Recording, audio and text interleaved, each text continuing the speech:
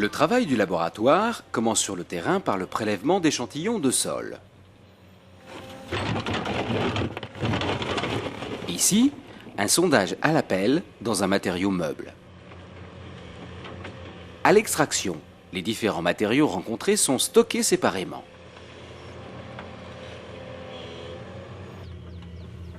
L'opérateur mesure l'épaisseur de chacune des couches.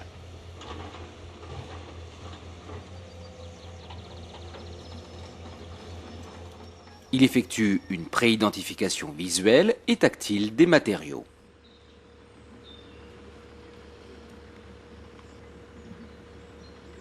Des échantillons sont constitués et référencés. L'objectif est de connaître la nature géologique et géotechnique des matériaux à terrasser. Dans le cas de terrains rocheux, les échantillons sont prélevés par carottage. Au laboratoire, une série d'essais normalisés, c'est-à-dire répondant à des procédures précises et rigoureuses, permet d'identifier les matériaux, de les classer et de définir leurs conditions d'utilisation.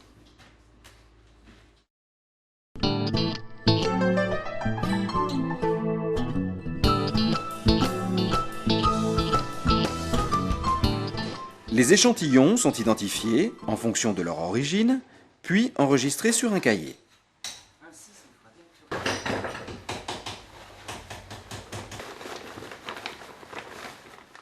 Sur cet échantillon, le laborantin commence par écrêter à 20 mm.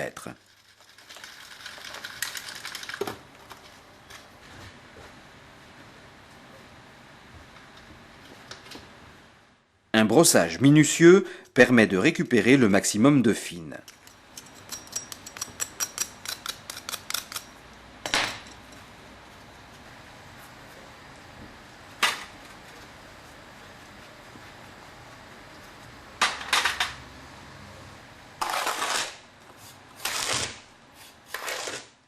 La fraction 0,20 est homogénéisée et pesée.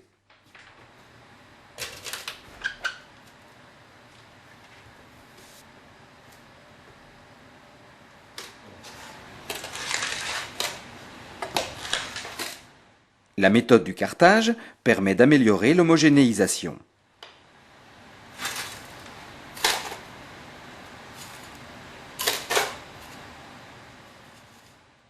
Ici, l'opérateur prépare l'échantillon pour déterminer la courbe granulométrique qui sera établie après séchage en étuve à la température normalisée de 105 degrés.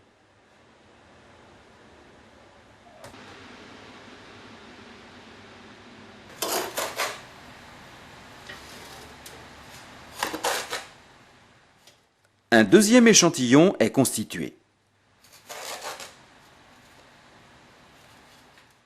Il est tamisé à 5 mm.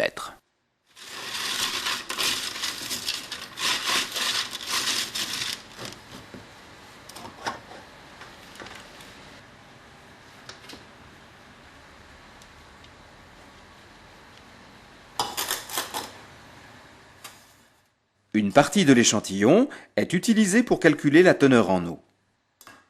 Il est pesé, puis étuvé.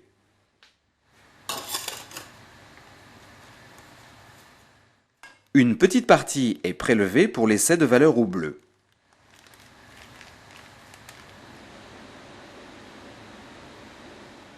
Un troisième échantillon est destiné à calculer le passant à 80 microns.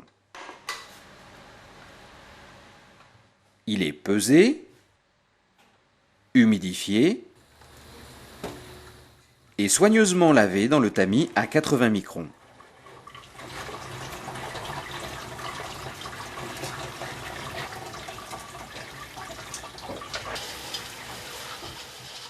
Les fines inférieures à 80 microns sont évacuées dans l'évier.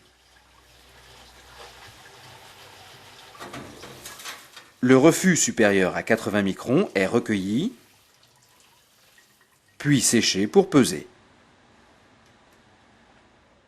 Le pourcentage des fines inférieures à 80 microns est calculé par différence de la pesée initiale, corrigée de la teneur en eau et de la pesée finale.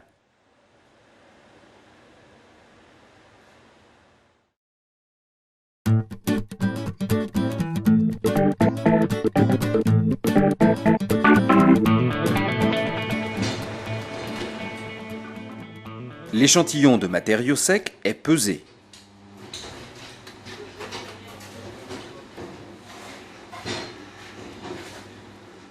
Ici, 2 colonnes de tamis avec différents maillages que l'opérateur sélectionne en fonction du matériau.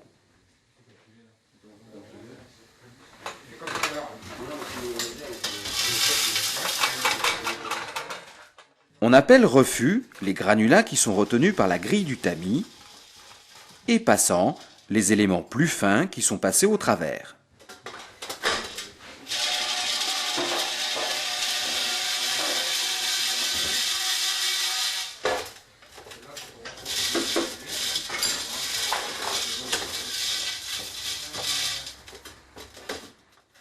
Le passant est remis dans la colonne.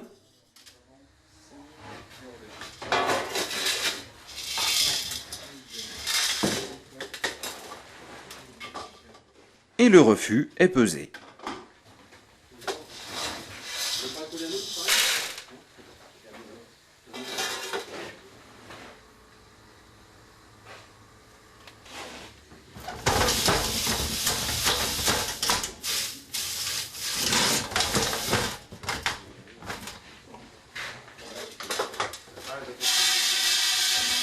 L'opération est répétée pour chaque tamis jusqu'au plus fin.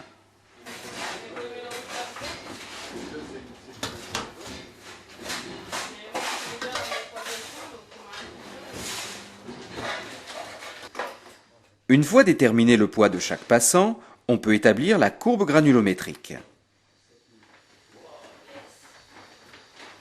Les mailles s'étalent du 80 microns, c'est-à-dire 80 millièmes de millimètre, au 150 mm.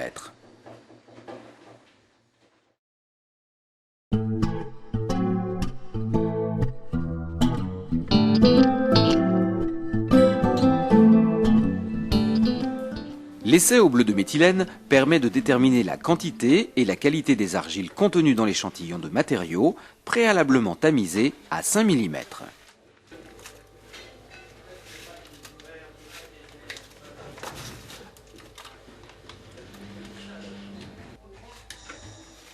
Le mélange matériaux-eau déminéralisée est mixé pendant une durée normalisée pour mettre les particules argileuses en suspension dans l'eau.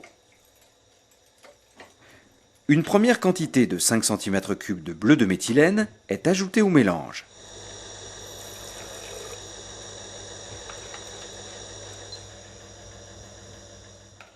Après un temps normalisé de mixage, une goutte du mélange est posée sur un papier buvard. L'essai se poursuit à intervalles réguliers par ajout successif de 5 cm3 de bleu de méthylène et constitution d'une nouvelle tache.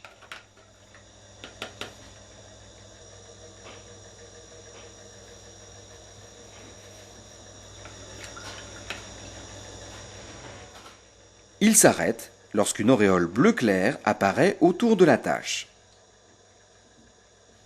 En effet, l'argile est capable de retenir une certaine quantité de bleu de méthylène.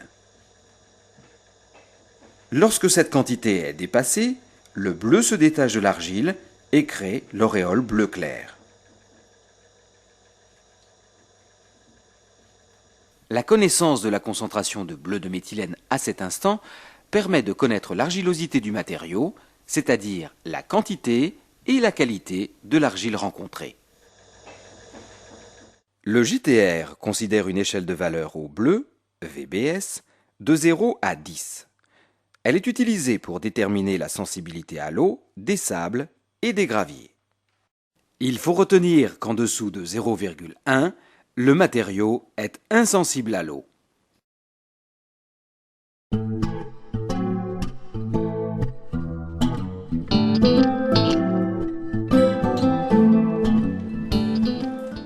L'indice de plasticité se détermine sur la fraction 0,400 microns du matériau préalablement humidifié.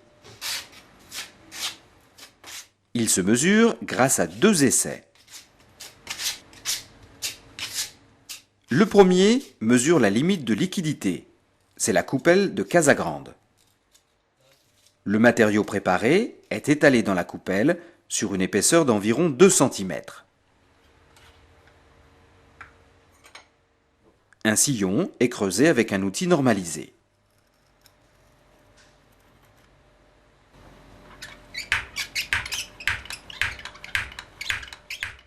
L'opérateur fait varier la teneur en eau du matériau pour qu'il se referme sur 1 cm après 25 coups.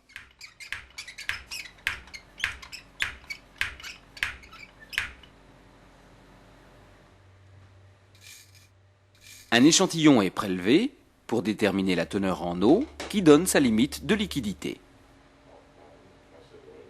L'autre essai permet de mesurer la limite de plasticité.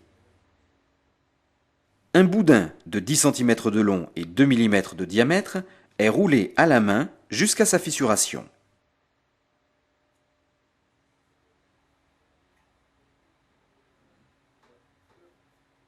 Il est alors à sa limite de plasticité. Sa teneur en eau est mesurée. La différence des teneurs en eau relatives à chaque essai donne l'indice de plasticité. Le GTR considère une échelle de valeurs allant de 0 à 50. Au-delà d'un IP de 40, les matériaux sont généralement mis en dépôt, sauf études spécifiques.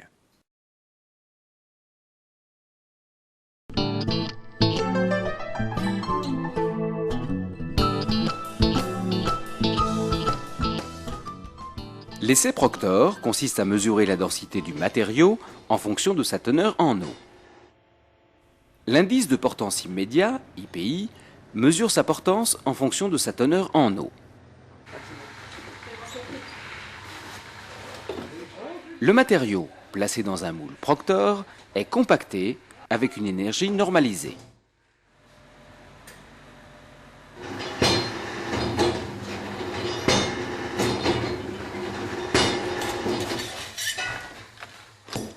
Après compactage, l'opérateur enlève la partie supérieure de l'échantillon.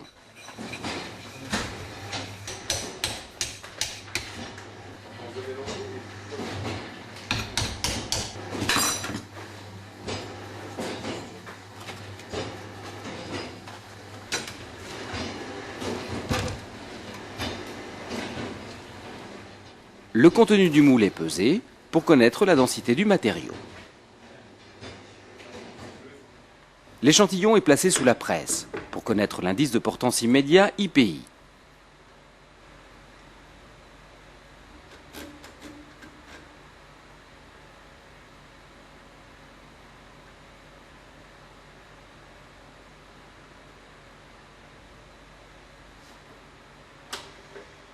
Le comparateur du haut mesure la force exercée sur l'échantillon. Le comparateur du bas mesure l'enfoncement. On mesure ainsi l'enfoncement dans le terrain en fonction de la force appliquée.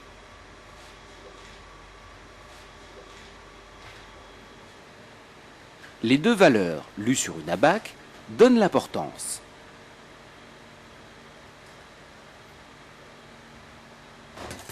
Le matériau est démoulé.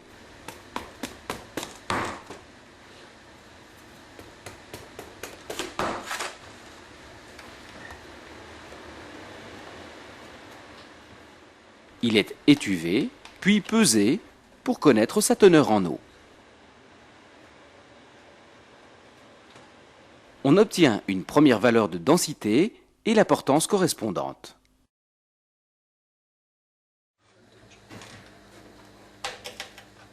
Une série de mesures est réalisée en faisant varier la teneur en eau par ajout ou par séchage.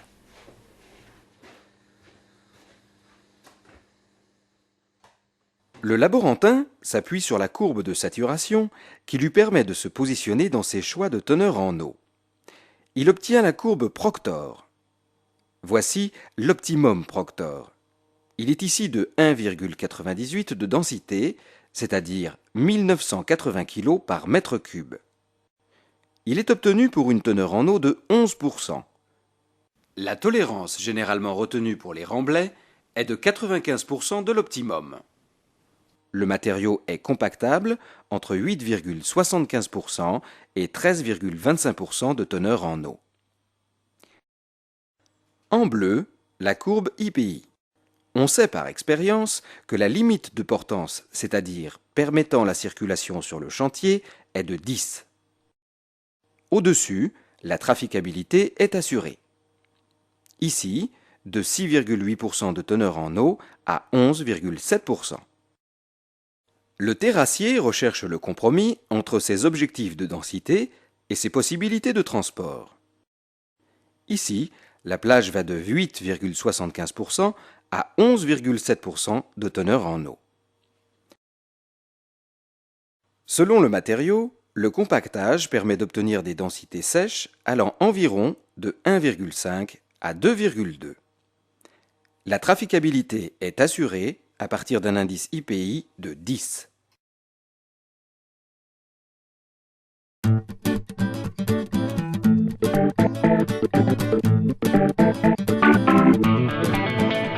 L'essai Los Angeles mesure la dureté d'un matériau rocheux en mesurant sa résistance au choc.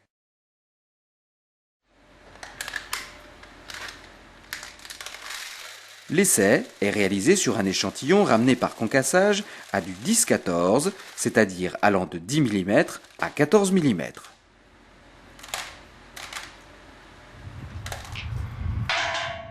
« 10 boulets d'acier calibrés sont placés dans le tambour de la machine Los Angeles. L'opérateur ajoute le matériau.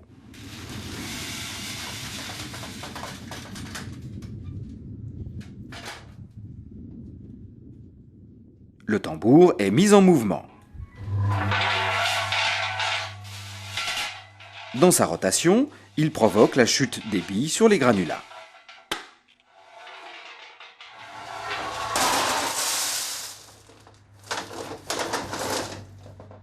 À la fin de l'essai, le refus supérieur à 1,6 mm est séché et pesé pour calculer l'indice LOS qui varie sur une échelle de 0 à 100 en partant du plus dur au moins résistant qui peut être chargé directement. On considère que la roche est dure jusqu'au seuil de 45. À partir de l'indice 25, le matériau peut être sensible au gel.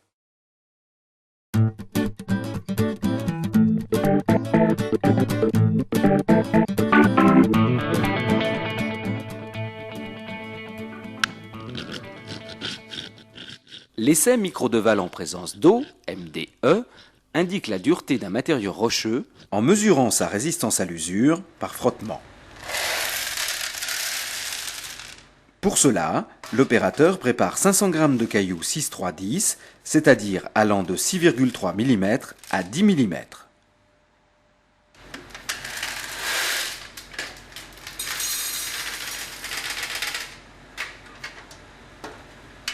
Il les mélange avec 4 kg de billes d'acier calibrées.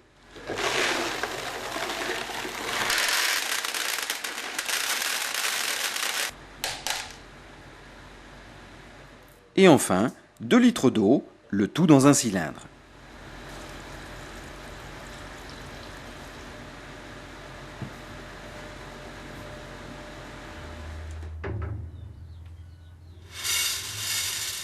Le cylindre est mis en rotation dans une machine.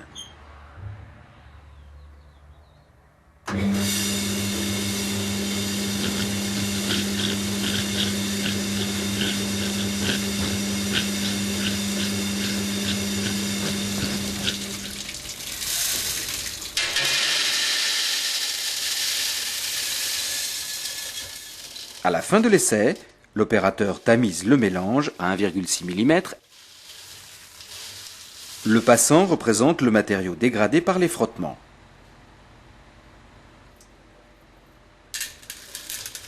Les billes sont récupérées.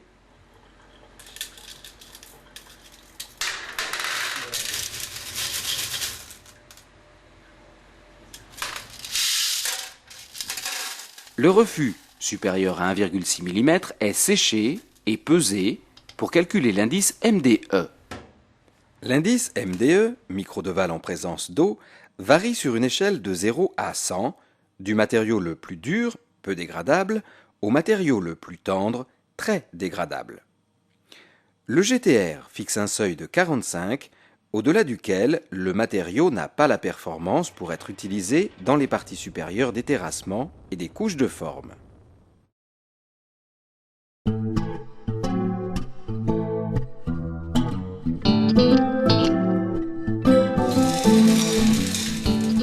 L'essai de fragmentation se pratique sur du matériau rocheux visiblement moins dur, calibré à 10-20, c'est-à-dire allant de 10 mm à 20 mm.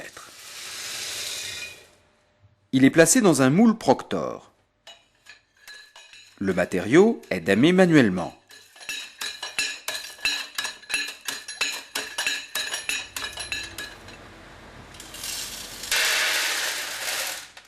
Les fragments de matériaux ainsi créés modifient sa granulométrie.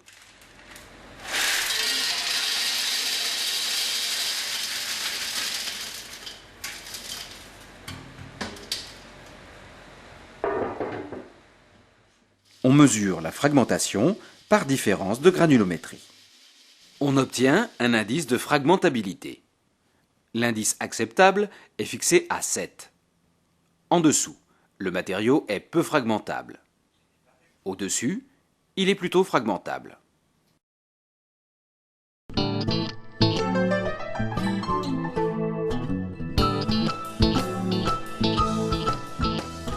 Cet essai est réalisé en présence d'un matériau rocheux visiblement moins dur. L'opératrice travaille sur un échantillon de matériaux préalablement concassé, ramené à du 10-20, c'est-à-dire allant du 10 mm au 20 mm. L'essai de dégradabilité consiste à faire subir des cycles successifs d'humidification et de séchage en étuve.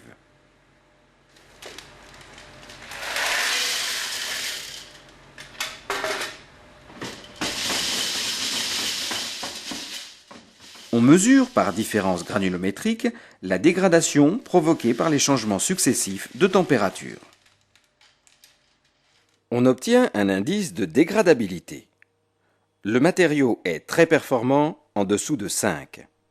Il est moyennement dégradable entre 5 et 20. Il est inutilisable au-delà de l'indice 20.